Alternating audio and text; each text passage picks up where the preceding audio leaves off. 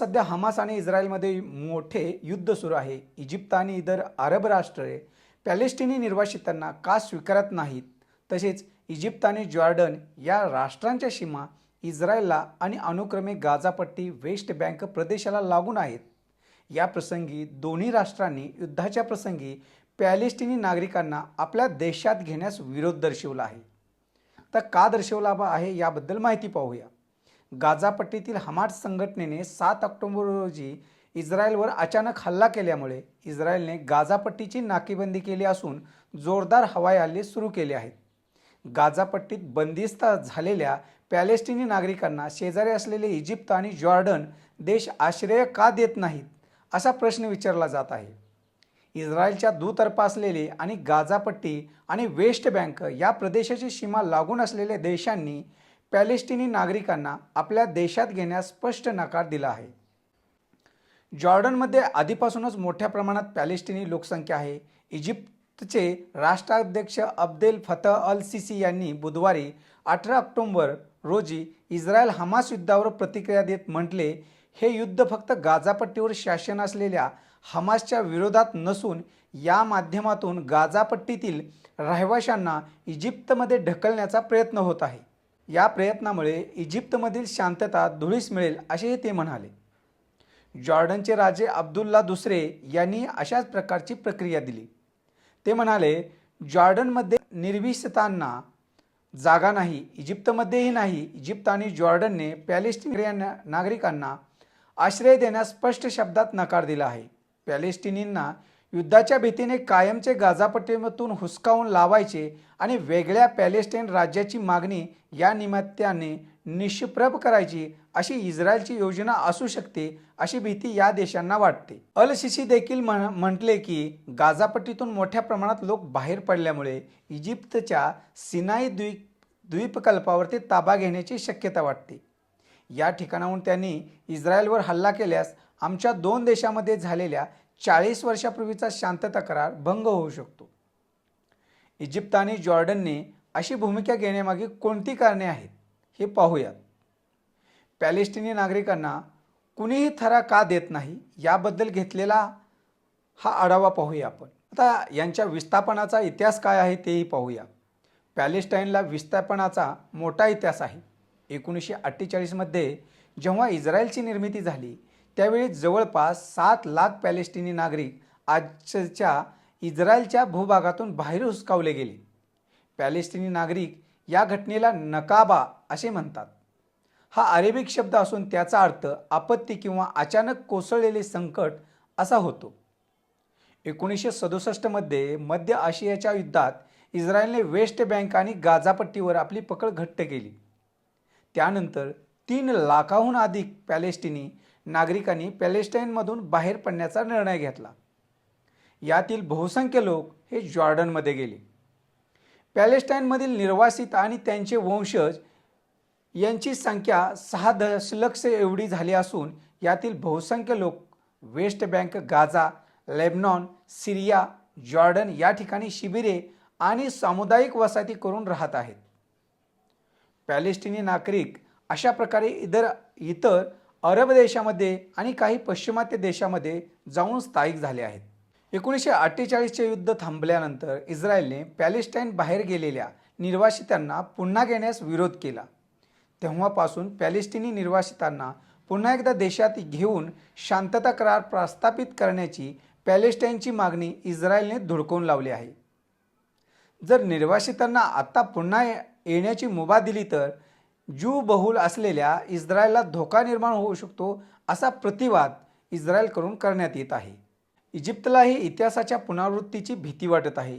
पॅलेस्टाईनमधील निर्वासित गाझा सोडून इजिप्तमध्ये आल्यास इथली शांतता भंग होऊ शकते असे त्यांना वाटते.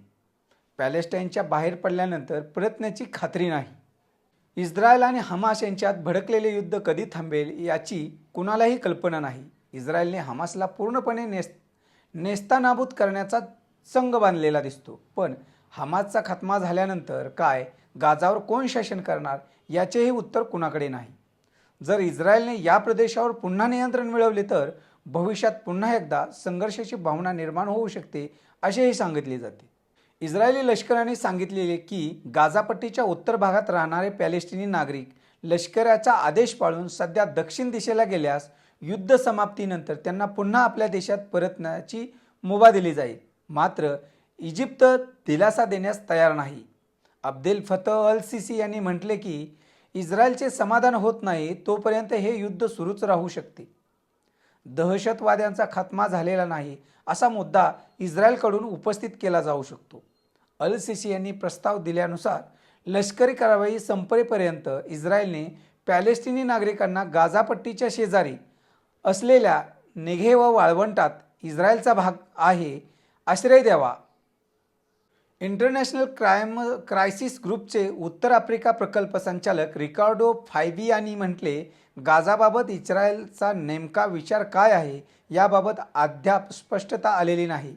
गाझामधून लोकांना हुसकावून लावणे हे अधिक धोकादायक बनू शकते. या संभ्रमावस्थेमुळे शेजारील राष्ट्रांमध्येही भीती पसरू शकते. इस्रायलने गाझापट्टीला मानवतावादी मदत मिळू देण्यासाठी सहकार्य करावे असा दबाव इजिप्तकडून टाकण्यात येत आहे. यानंतर बुधवारी 18 ऑक्टोबर इस्रायलने म्हटले की त्यांनी कधीही मानवतावादी मदत मिळू देण्यास विरोध केलेला नाही. संयुक्त राष्ट्रांच्या माहितीनुसार इजिप्त आधीपासूनच आर्थिक संकटाचा सामना करत आहे. इजिप्तमध्ये आधीपासूनच 9 दशलक्ष निर्वासित आणि स्थलांतरित नागरिक आश्रयास आहेत. यापैकी 3 लाख सुदानी नागरिक याच वर्षी सुदानमधील युद्धामुळे इजिप्तमध्ये आश्रयास आले आहेत. अरब राष्ट्र आणि अनेक पॅलेस्टिनी नागरिकांना भीती आहे. हमासच्या हल्ल्यानंतर इस्रायल ही संधी साधून भूभागाच्या रचनेत कायमचे बदल करण्यासाठी प्रयत्न करेल. गाझा, वेस्ट बँक आणि पूर्व जेरुसलेमला स्वतंत्र पॅलेस्टाईन राष्ट्र घोषित करावे अशी पॅलेस्टिनी नागरिकांची मागणी आहे. 1967 साली इस्रायलने या भूभागावर ताबा मिळवला आहे. अब्देल फातह अल सिसी यांनी बुधवारी 18 ऑक्टोबर रोजी पुन्हा एकदा इशारा दिला की गाझामधून होणारे विस्थापन हे पॅलेस्टाईन राष्ट्राच्या मागणीला तिलांजली देणारे आहे. आमच्या प्रदेशातील ही एक महत्त्वाची मागणी आहे. अल सिसी पुढे म्हणाले की लष्कर उभारता येणार नाही या अटीवर पॅलेस्टाईन राष्ट्राला मान्यता दिली गेली असती तर आज अशी युद्धाची परिस्थिती निर्माणच झाली नसती. Carnegie endowment for international peace या संस्थेचे संशोधक सहयोगी H.A. हेलियर म्हणाले की इतिहासातील सर्व घटनांचा बारकाईने अभ्यास केल्यास असे दिसते की जेव्हा जेव्हा पॅलेस्टिनी नागरिक पॅलेस्टाईन भूमीच्या बाहेर गेले आहेत तेव्हा तेव्हा त्यांना पुन्हा त्या प्रदेशात पाऊल ठेवता आलेले नाही. गाझामधून पॅलेस्टिनी वंशाच्या नागरिकांना तर बळजबरीने हुसकावून लावू नये अशी खबरदारी इजिप्तकडून घेतली जात आहे. दुसरीकडे इजिप्तला अशीही भीती वाटत आहे की गाझामधून मोठ्या प्रमाणात स्थलांतर झाल्यास त्यांच्यासह हमास किंवा इतर पॅलेस्टिनी दहशतवाद्यांचेही स्थलांतर आपल्या भूमीत होऊ शकते. यामुळे सिनाई द्वीपकल्पात आणखी मोठे संकट उभे राहू शकेल. गेल्या अनेक वर्षापासून या ठिकाणी इजिप्त इस्लामिक कट्टरपंथीयांविरोधात लढाई लढत आहे.